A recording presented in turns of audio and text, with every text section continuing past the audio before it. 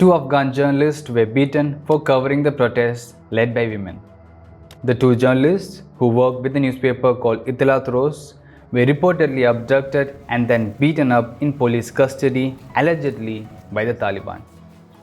US-based LA Times took claim that three of its journalists were stopped from photographing women protesters and were forced to leave the area.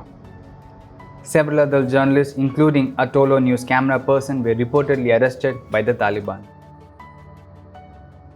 This came weeks after the Taliban promised press freedom in its first press conference after taking over Afghanistan.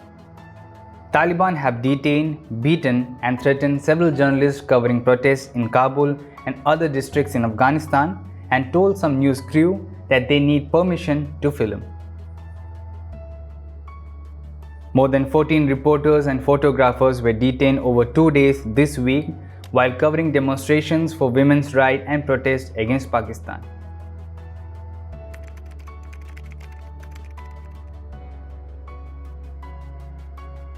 The Taliban has not yet placed any outright restrictions on the media, but journalists fear the days ahead, especially now that the Taliban have named the caretaker cabinet.